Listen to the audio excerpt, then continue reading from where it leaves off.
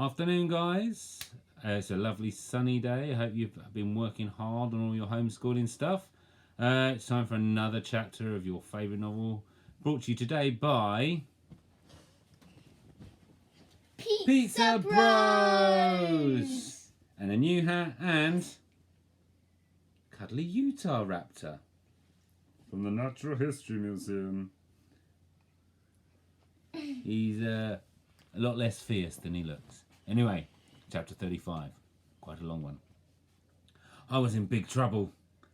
Even though I wasn't arrested or taken to the police station or anything like that, it was like I was in more trouble than Tiber. When Mum found out that Betsy and I had been going to Beau's, her nostrils flared so much that I was sure smoke would come out of them. She banned me from seeing Betsy, saying she was a bad influence. Marched Betsy back to her house. She banged her fist against the door so hard I was sure she was going to break it. Maria, did you have any idea that the girls were off doing who knows what at this time of night? She asked when Betsy's grandmother appeared.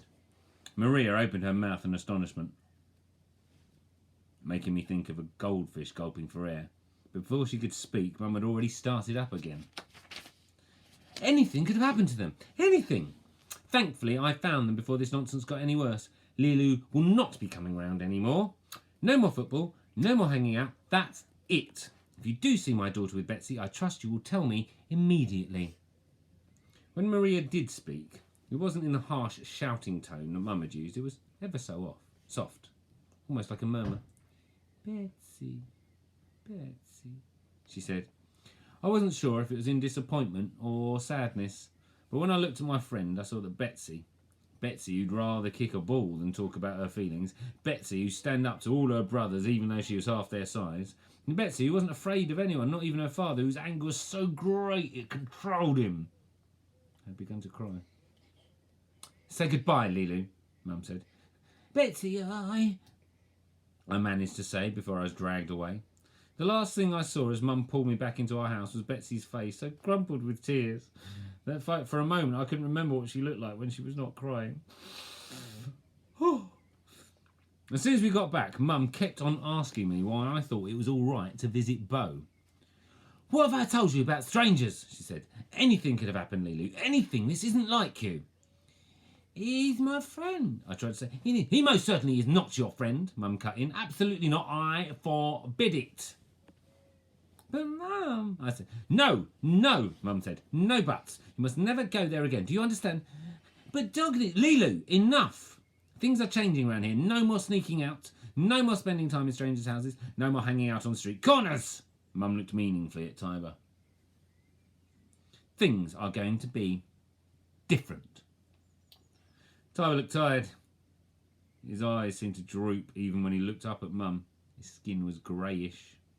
I had no words for Mum anymore. She wouldn't have listened to anything anyway. I stamped upstairs to my bedroom, making each step louder than the last. And only when I closed the door behind me did I let myself crumple into a ball, making myself small, wishing myself in another time and space, one where I could see my friends, one where we could be together. What happened at the police station? I asked Tiber when he came to bed. I don't really want to talk about it, he said quietly. Are you going to stop seeing them? Who? The boys. Your friends. The ones who chased me. You know they wouldn't have hurt you, Tiber said in right. It was just a bit of fun, you know, a joke. I had no idea you could run that fast, though. It's the wonder, wasn't it? I didn't answer. But, no, I won't be. Mum says I can't see him anymore. She says she's changing her job so she'll be in all the time. So she'll know what's going on. But anyway, after what happened, I won't be able to go back to them. I failed. Failed at what? Doesn't matter, said Tyler. It's over now. So Mum won't be working nights anymore? That's what she says. That's what she says, isn't it? Mum meant what she said to Tiber. The next day, she told her boss that she wouldn't be coming back to work for family reasons. There, that's done, she said when she got off the phone. Shh, Utah. There, that's done, she said when she got off the phone. I told you that things would be different. No more staying out all night. No more wandering off. We are going to stick together from now on. I felt like there was a part of me that was missing. I knew I was just the same, really. I looked the same when I saw myself in the mirror. My voice sounded no different. I went to school like I always did, putting one foot in front of the other, doing what was asked of me without question until it was time to leave again. But I ached, missing Betsy and Bo. I felt it like a hole that gaped and widened with each heartbeat. There were times when I forgot, and then I'd remember that I couldn't see them anymore, and it took my breath away. I heard myself gasp out loud, as I was short of air, starved of oxygen. I told myself that I would go and see them as soon as Mum went out, if she didn't. If she didn't want me to, then she didn't have to know. But Mum was always there. She watched us closely and insisted we did everything together. She made both Tiber and me talk to Dad on the phone by ourselves. Tiber went first. He headed upstairs to our bedroom and closed the door behind him. Mum said that he needed his privacy. When he came back downstairs, his eyes were all blotchy and crying. He wouldn't meet my gaze when he passed me the phone.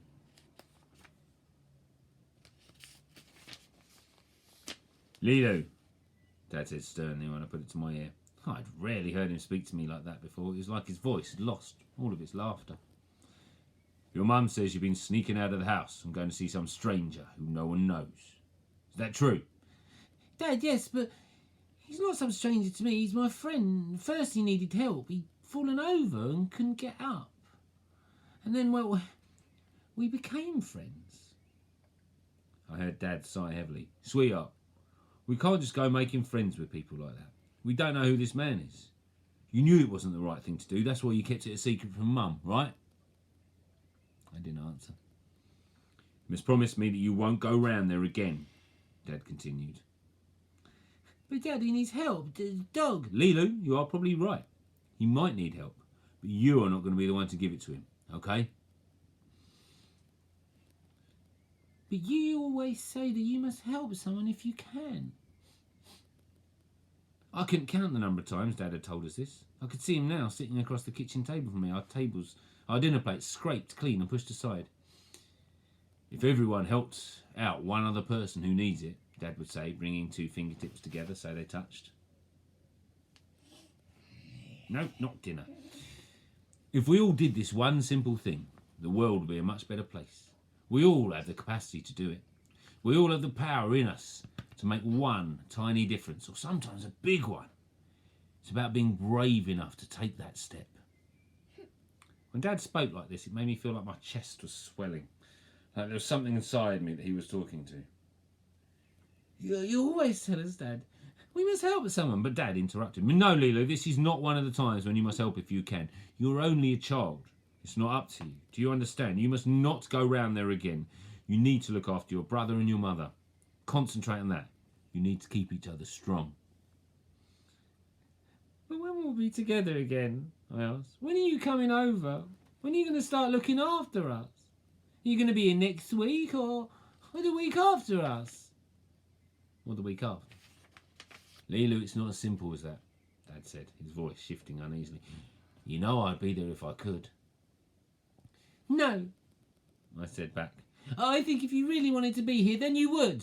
It's not that simple, Dad said again. You know that with my work. There was a crackle on the phone and I could hear his voice begin to stalk and then to fade.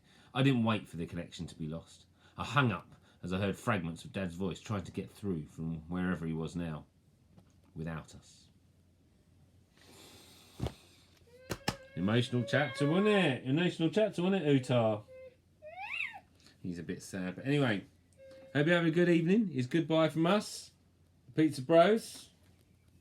All right, he's my little slice. Look, he's from there, my little slice. Have a lovely evening. I'm going to be in school tomorrow, so it might be late and I might forget to do a chapter by the time I get home. Oh, by the way, yes, Thursday. I'll remind you. You won't be there. Thursday, I'm going to be giving you all a call, seeing how you're getting on, if any resources that you need us to drop off to you, anything we can help you with. I'll send a Marvellous Me tomorrow to remind you. Expect a call. Don't have to talk to me if you don't want to. You can leave it to your parents, whoever's there. But I'm looking forward to having a chat, guys. Have a nice evening. Stay safe, stay happy, stay curious, and stay you and me. Bye. Bye.